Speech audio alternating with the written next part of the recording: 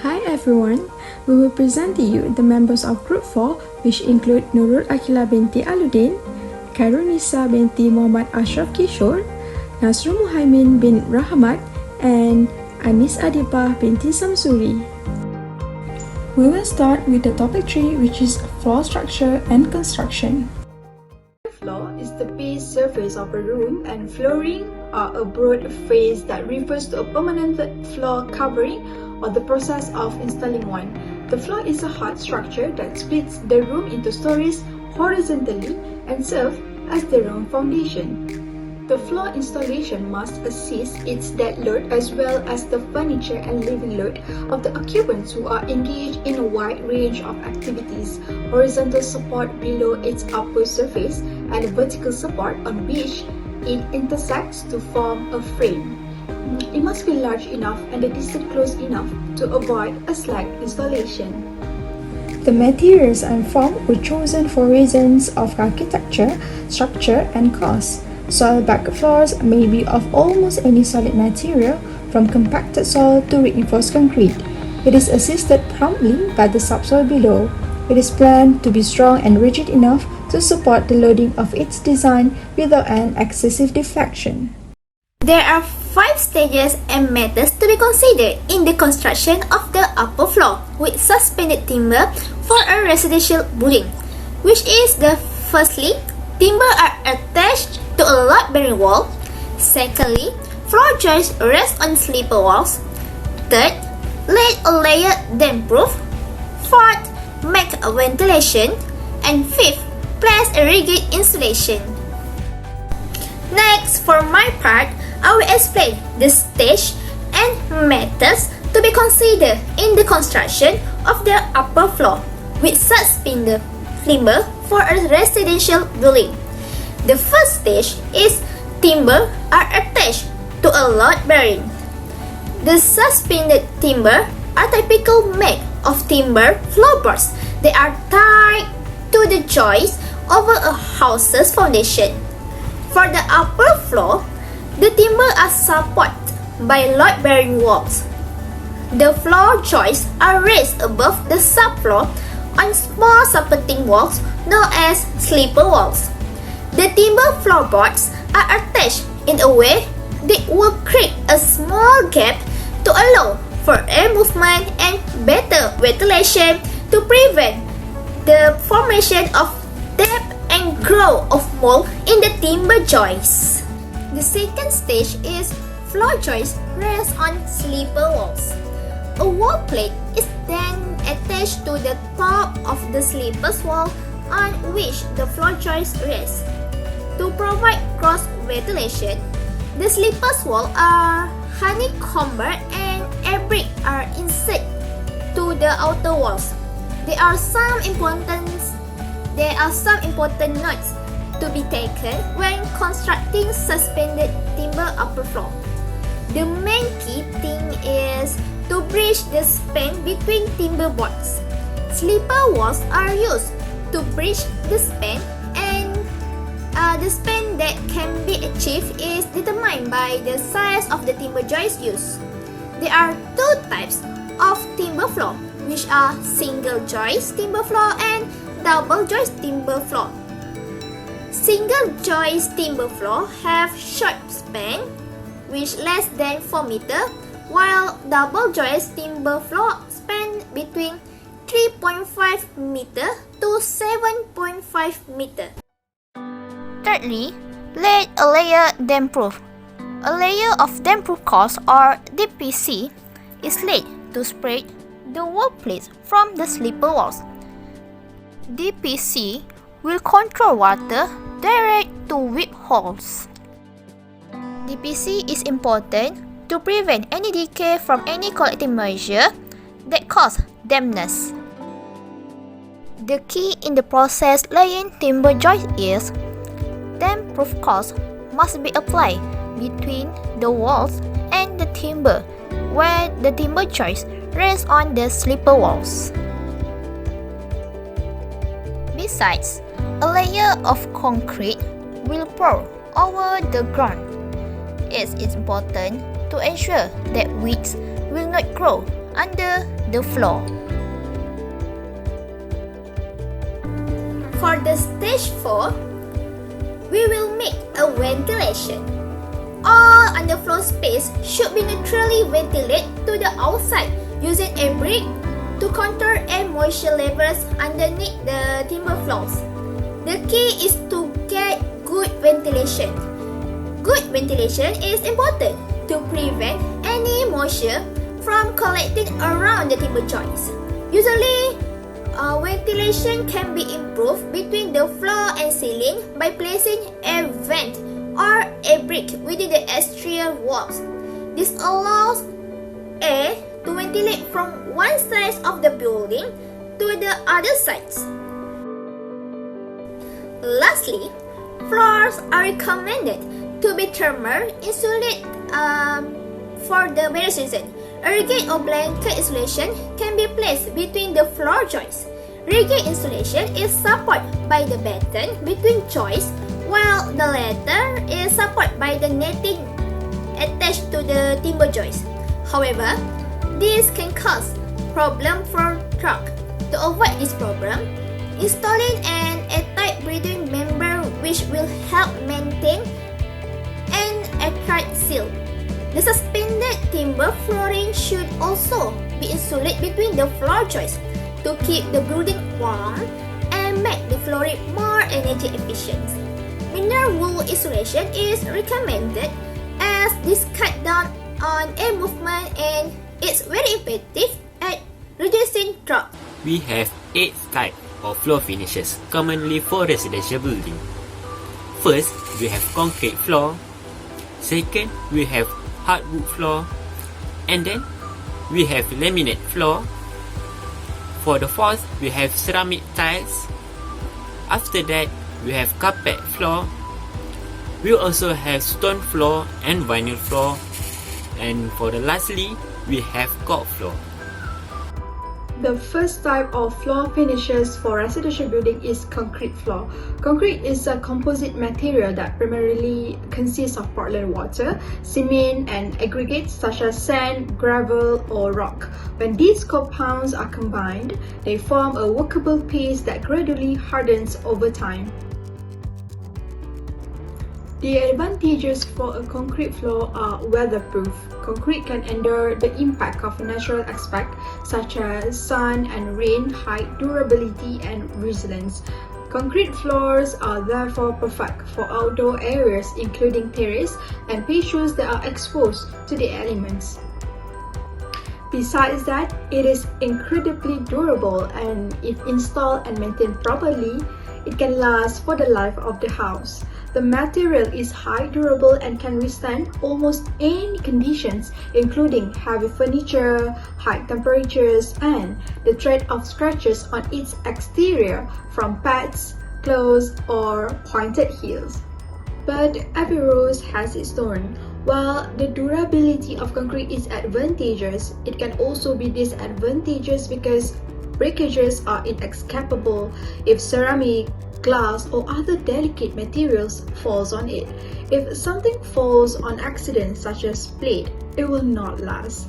While the concrete floor is visually appealing, it is not the most user-friendly, especially with the small children, as it can result in serious bump if the children fall on the concrete floor.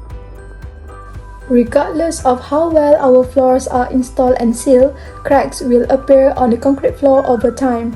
This is not because the floor is defective, but because the environment in which the floor is located is constantly changing.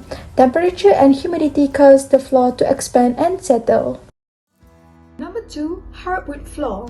Hardwood flooring is constructed from boards meshing from a single piece of timber. Solid hardwood floors were traditionally put perpendicular to the wooden support beams of a structure known as joints or barrier for structural considerations. The advantages of hardwood floor is durable and strong. One of the main reasons homeowners choose solid wood flooring is its durability. The durability of this type of floor is one of the main reasons it is so effortless to maintain. Of course, they can be scratched or dented, but it is a difficult task. Hard surfaces can last for decades if they are properly cared for. It is also low maintenance and easy to clean. Hardwood floors are extremely simple to maintain. To remove any accumulated dirt or debris, it can be wiped clean with a steam or vacuum. The disadvantages of hardwood floor is moisture damage. The most significant disadvantages of solid hardwood flooring is its susceptibility to moisture and humidity. Wood will expand and shrink in response to moisture, which can cause issues if the floor is not properly installed. Hardwood is also not a good choice for rooms that get a lot of spilled water or moisture, such as kitchen and bathrooms. Difficulty in installation. A solid hardwood floor also has the disadvantages of having to be stapled or nailed to the subfloor. If our home lacks of subfloor, we may need to install one before installing the hardwood of our choice. Next is laminate floor. Laminate is a phrase used to describe the act of applying a layer of material over a base material in order to protect or improve the aesthetic look of the base material surface. One of the advantages for this type of floor are easy to set up and thus less expensive to install because they have an inbuilt pleat system, which is one board easily clips into the others. The laminate does not need to be painted, varnished, primed, scraped, or otherwise maintained over time, make it easier to maintain just cleaning it as mopping and sweeping. While its disadvantages are some laminate floor contains hazardous chemical compounds that are harmful to the environment. One of the most harmful chemical pollutants present in this type of floor is formaldehyde. Ceramic tiles are well-known type of floor covering. Ceramic crate form a combination of mineral, generally silica sand, a clay binder, and up to 30% of water. Ceramic is an inorganic substance with qualities such as excellent compressive resistance, brittleness, and hardness. Ceramic flooring is extremely durable with tiles that are difficult to fracture. Since the firm surface of ceramic tile does not attract dirt, dust, animal hair, or pollen. This helps to keep the air clean and clear of allergens for individuals who suffer from allergies. When used as a flooring, ceramic tile require a lot of weight to break and does not have to worry about crack from heavy furniture. While in negative side, ceramics take more time to heat or cool rather than flooring material due to its density. Ceramic is cold and can be quite unpleasant in colder climates during the winter. Ceramic tiles is exceedingly hard. It may also make it standing on it feel not comfortable. This material, unlike resilient floor, cannot be soft with cushion underlayment. Therefore, it may not be ideal for all situations. The words natural stone refer to a range of mineral compounds found in mountains, as opposed to any synthetic or produced stone item. It is essential to understand the quality of the stone flooring tiles need to choose to determine whether it is suitable for a certain area. Natural stone tiles do not store dust, pet hair, or skin particles, which give it an optimal floor to keep clean. A basic wipe down with a fabric or mop with everything necessary to eliminate any spill on the floor. For the disadvantage, natural stone like marble tile is very risky to install and use in wet area. Its smooth texture will give the user risk of injury such as falling or slipping.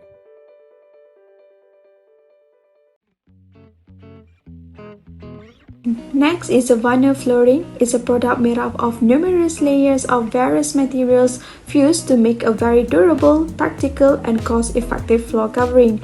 There are two most common forms of vinyl flooring is luxury vinyl tiles LVT and vinyl roll. The vinyl floor is made from PVC and it is water resistant, easy to clean, and waterproof. Then it was easy to maintain because if spilled, it can be mopped away, and other than that, it is easy to install. but it is hard to remove because it was glued to the floor. Then it will produce stain and discoloration because of the moisture appearing. Next, we have carpeted floor.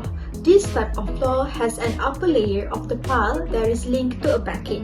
This pile is usually made up of twisted tiles that seem to be heat treated to keep their structure. The use of carpet floor not only offers a soft landing surface, but it also helps in the prevention of falls, mostly on stairs. The carpet that are properly chosen to improve safety can avoid a lot of slipping and falling. While the downside for this particular floor, as the carpets underneath areas need to be cleaned regularly, as broken fibers and dirt can accumulate there. Carpets are considered high maintenance because spillages are more complicated to clean rather than hardwood floors and tile floors. Lastly, we have cork flooring, which is made from the bark of a cork tree, crushed into the sheet and baked to form the tile for use in workplace like commercial area and homes. The benefit of this type of floor are the air trap within the cellular structure of cork will give the floor a natural soft absorbing texture and provide a nice cushion underfoot. Cork flooring can absorb noise and transmit it through the floor to the roofing below. While one of the most prominent disadvantages of a cork flooring is its sensitivity to UV rays. If a cork floor is exposed to direct sunlight every day, discoloration may occur on a patch of the floor. Moisture is lost during the heating season and the tile may shrink slightly and revealing small gaps within the board. In a conclusion, the floor is unmistakably the site surface of a building, receiving all occupants' activities and other loads. There are many types of flooring available in the market, and each has its advantages and disadvantages. Although some floorings are similar in looks, but their functions, price, and requirement are different. Some of the floorings are easily available in the local market, but some flooring needs to import, which results high in price. Many things need to be taken into account in the construction of the floor, including the weather for a particular area. Therefore, the construction of residential floor as well as for commercial and industrial is not something that is taken lightly in building construction. Next, we will proceed with the topic 4, which is roof structure and construction, specifically for flat roof. Basically, we know that a roof is designed to protect a building's upper structure from rain, sun, wind, and other elements, and it is also anticipated doing for a long period. For flat roof, it is an old design that allows the roof area to be used as a living space or a living roof in dry conditions. There are two types of flat roof, which is timber flat roof and concrete flat roof. There are 3 stages of construction for timber flat roof, which is fix the joist in position, fix the fitting pieces, and lay the timber decking.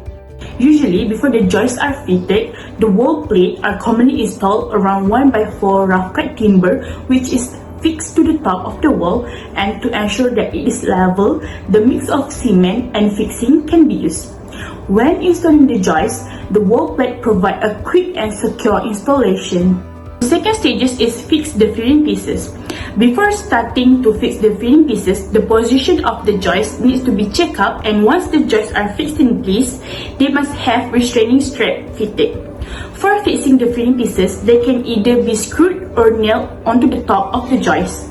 After all positions of joists were fixed, the construction can be proceeded by laying the timber decking. The process of timber flat roof after laying down the timber decking was the same as the construction of timber floor, which is a waterproof coating such as membrane or a sheet substance such as lead will be applied to the timber structure. Then there are 5 stages of construction for concrete flat roof, which is the first one is erect formwork. Then fix the reinforcement, mix and pour the concrete, cure the concrete, and remove the formwork. For erect formwork, the formwork is the framework for the concrete slab flat roof, and to ensure proper measurements, it needs to be examined by the authorized building designs. The reason why the formwork needs to be erected is that it can sustain concrete pressure and it will not be leaking. The second stage is fix the reinforcement. The reinforcement cage is made up of separate reinforcement bars which are connected. The typical materials that are used for fixing the reinforcement are tying wire, electrical wire, or pipeline. Next step is to prepare the grout once the slabs have been kept in position and are firm. The elements for making the grout are sand, cement, and water, which must be completely mixed before they can be used. After all the elements have been mixed, gently pour it on the top of the slabs by covering the joints completely and wait for the grout to be absorbed into the concrete before carefully spreading it with a squeegee. Then, concrete curing is the process of keeping enough moisture in concrete at the right temperature to add the hydration of the cement at an early stage. Concrete takes about a month to cure completely, although it will be ready to use sooner. The next stage is remove the formwork. Formwork removal of fractured elements such as beams and slabs needs extra caution. Only once the concrete in the structural components have developed sufficient strength to resist the design load, only then formwork should be removed. There are 5 materials of construction used for flat roof, which is single-ply membrane, modified bitumen, PVC, TPO, and built-up roofing. Ethylene propylene diene monomer, or known as EPDM, is a synthetic rubber roofing membrane that is highly long-lasting and widely used in both residential and commercial buildings. The next material is modified bitumen roofing. Modified bitumen cap sheet roofing was created in the 1960s as a substitute for built-up roofing by combining built-up roofing's established technique with polymer reinforced roof where layers or cap sheets. Polyvinyl chloride, or known as PVC roofing, is more expensive than other single-ply commercial roofing materials, but it provides a lot of value for the money because the innovative waterproofing flat roof materials. Then, thermoplastic polyolefin, or known as TPO, is a single-ply roofing membrane that covers the surface of the roof. This low-cost, lightweight roofing materials is growing appeal among building owners searching for a long-lasting, reflecting roof that is not too expensive. Built-up roof creates a weatherproof layer over the covering using tar and gravel and is also one of the most expensive forms of roofing materials for a house. Built-up roofing has a lifespan of 15 to 30 years, depending on the climate and the materials used. In a nutshell, we have known that the term roof structure refers to the construction above of a building that offers protection from the elements. Since it is a visible cover for the top of the building, it protects from sunlight, wind, rain, snow, and extreme temperatures. It has been built in a variety of flat shapes, vaulted, domed, tones, or combination based on economic, technical, or aesthetic considerations. It is known that it usually consists of a system of structural members planned to support the construction of the roof, or in other words, a material that gives thermal and acoustic insulation as well as waterproofing to the building.